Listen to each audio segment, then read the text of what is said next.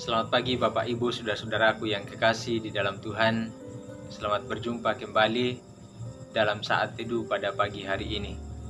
Mengawali perenungan firman Tuhan pada kesempatan ini, marilah kita mendengarkan pujian Ku ada sebagaimana ku ada.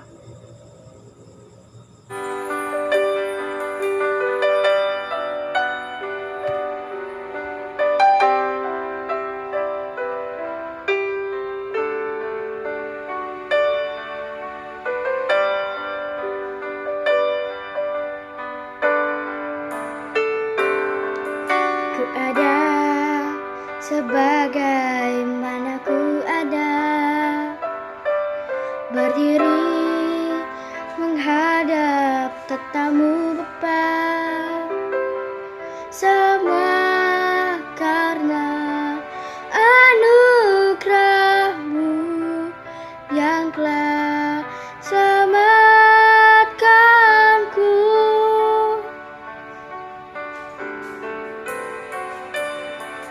Ku hidup dalam segala kelimpahan, ku layak untuk melayani Tuhan. Semua karena anugerah-Mu tercurah bagiku. Besar anugerah-Mu, berlimpah kasih-Mu, semakin hari semakin bertambah. Besar anugerah-Mu,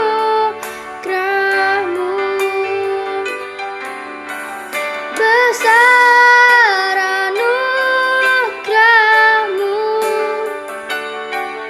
berlimpah kasih-Mu, semakin hari semakin bertambah. Besar anugerah-Mu,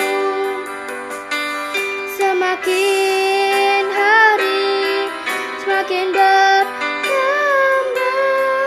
Besar anugerah-Mu, besar anugerah-Mu. Marilah kita berdoa. Ya Tuhan Allah Bapa di dalam kerajaan sorga, kami bersyukur kepadamu pada kesempatan ini. Anugerah terindah Engkau berikan kepada kami untuk mendapat kesempatan mendengarkan dan merenungkan akan firman kebenaran-Mu. Kuasa Roh Kudus-Mu kiranya memampukan kami memahami firman-Mu dengan baik. Pun hamba-Mu yang hendak memperdengarkan firman-Mu, berilah hikmat-Mu, sehingga firman-Mu tersampaikan dengan baik. Sehingga dari firman-Mu ini, kami beroleh hikmat untuk menjalani kehidupan kami selanjutnya, sehingga perjalanan kehidupan kami selanjutnya senantiasa mendatangkan kemuliaan bagi nama-Mu. Ampuni salah dan dosa kami Tuhan, layakkanlah kami untuk membaca dan merenungkan kebenaran firman-Mu. Dalam kasih Kristus kami berdoa. Amin. Bapak Ibu Saudara-saudaraku yang kekasih, saya mengajak kita semua untuk mendengarkan firman Tuhan yang saya persiapkan dari Kitab Wahyu pasal 2 ayatnya yang ke-12 sampai pada ayat yang ke-17. Wahyu pasal 2 ayat 12 sampai 17. Firman Tuhan kepada jemaat di Pergamus. Dan tuliskanlah kepada malaikat jemaat di Pergamus. Inilah firman Dia yang memakai pedang yang tajam dan bermata dua. Aku tahu di mana engkau diam, yaitu di sana, di tempat tahta iblis. Dan engkau berpegang kepada namaku, dan engkau tidak menyangkal imanmu kepadaku, juga tidak pada Saman Antipas, saksiku yang setia kepadaku, yang dibunuh di hadapan kamu, di mana iblis diam. Tetapi aku mempunyai beberapa keberatan terhadap engkau, di antaramu ada beberapa orang yang menganut ajaran Bileam, yang memberi nasihat kepada Balak untuk menyesatkan orang Israel, supaya mereka makan persembahan berhala dan berbuat zina. Demikian juga ada padamu orang-orang yang berpegang kepada ajaran pengikut Nikolaus. Sebab itu bertobatlah. Jika tidak demikian, aku akan segera datang kepadamu dan akan memerangi mereka dengan pedang yang di mulutku ini. Siapa bertelinga, hendaklah ia mendengarkan apa yang dikatakan Roh kepada jemaat-jemaat. Barang siapa menang, kepadanya akan kuberikan dari manna yang tersembunyi, dan aku akan mengaruniakan kepadanya batu putih yang di atasnya tertulis nama baru, yang tidak diketahui oleh siapapun selain oleh yang menerimanya. Demikian pembacaan kita. Berbahagialah kita yang mendengarkan firman Tuhan ini, memelihara dan melakukannya dalam hidupnya. Amin.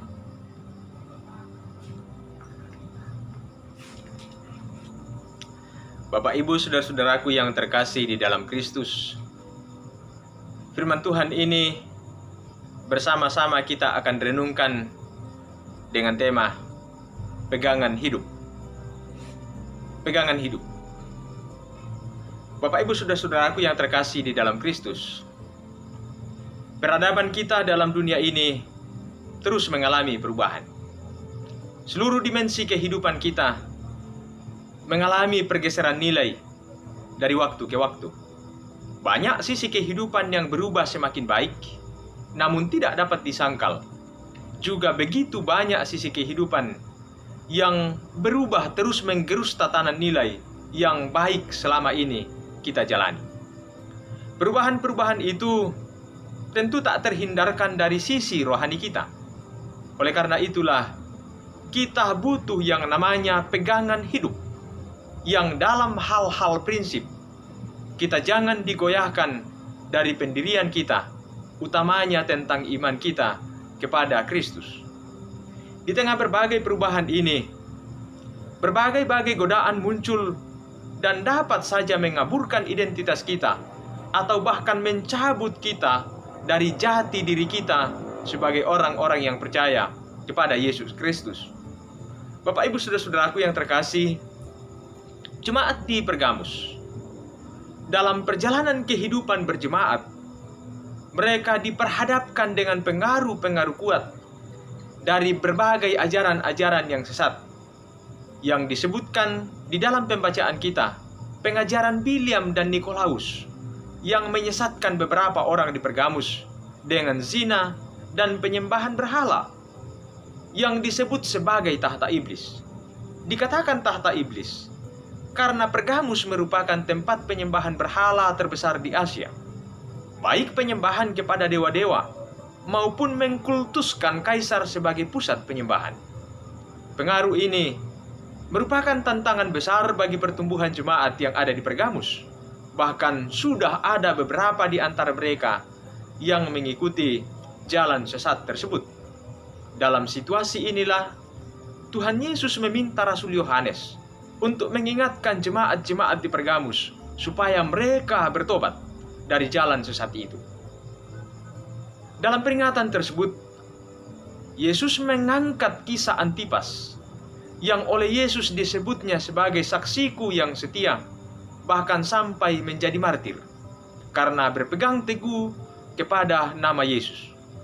Antipas disebut oleh Yesus untuk menjadi teladan iman bagi semua jemaat yang ada di sana, bahkan sampai kepada kita yang hidup dalam keberimanan kita dalam konteks kita tersendiri masa kini. Antipas mempunyai pegangan yang jelas, yakni nama Yesus. Jadi segala sesuatu yang bertentangan dengan nama Yesus dan yang hendak mengaburkan nama Yesus, Antipas menentangnya. Orang yang seperti inilah menurut Yesus akan dikaruniai batu putih yang di atasnya akan tertulis nama baru. Dan inilah yang menjadi semacam tanda pengenal untuk masuk dalam perjamuan surganya, menikmati manna yang tersembunyi, yakni kehidupan yang kekal bersama Yesus Kristus, Sang Roti hidup itu. Bapak Ibu saudara-saudaraku yang terkasih di dalam Kristus, bagi kita yang beriman kepada Yesus Kristus, pegangan kita satu-satunya adalah nama Yesus. Maka hendaklah nama Yesus tetap hidup dalam keseharian kita. Kendati pun zaman terus berubah dan berbagai tantangan makin kuat, janganlah kita berubah pada pegangan iman kita untuk berpegang kepada nama Yesus Kristus. Berpegang eratlah pada nama Juru Selamat kita. Ketika kita berpegang pada nama Yesus, maka kepadanya lah kita menggantungkan seutuhnya hidup kita. Dan hanya kepada Dialah seluruh dimensi kehidupan kita akan bermuara. Maka seyogyanya, tiada sesuatu apapun dalam setiap sisi kehidupan kita yang tidak memuliakan nama Tuhan. Jadikanlah nama Yesus sebagai pusat hati kita. Jadikanlah nama Yesus sebagai pusat pikiran kita. Jadikanlah nama Yesus sebagai pusat dari segala tutur kata kita.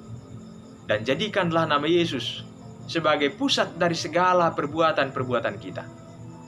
Itulah sejatinya menjadikan nama Yesus sebagai pegangan dalam hidup kita. Karena itu Bapak Ibu saudara-saudaraku yang kekasih, dalam menghadapi berbagai tantangan dan dinamika kehidupan yang silih berganti dari waktu ke waktu, tetaplah menyatakan eksistensi kita dalam berpegang teguh kepada nama Yesus, Sang Juru Selamat kita. Salam kasih Bapak Ibu saudara-saudaraku, kuat dan teguh dalam iman di tengah berbagai dinamika hidup. Tuhan memberkati kita sekalian. Amin. NKB 116 kita nyanyikan bersama.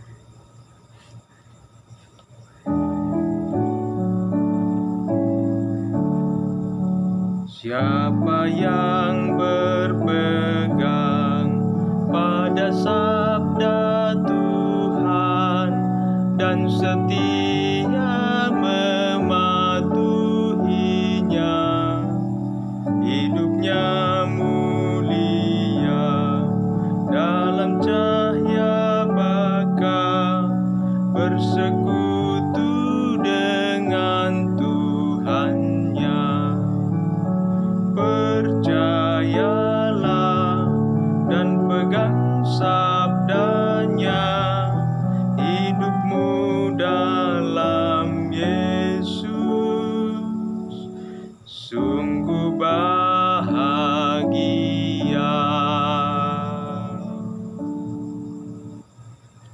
Marilah kita berdoa. Terima kasih Bapa di sorga, kesempatan yang indah telah Engkau karuniakan kepada kami untuk bersama-sama merenungkan akan firman kebenaran-Mu pada kesempatan ini. Kiranya firman-Mu meneguhkan iman percaya kami untuk terus berpegang pada nama-Mu, sehingga dalam menjalani kehidupan ini hanya nama-Mu lah yang kami puji, kami permuliakan.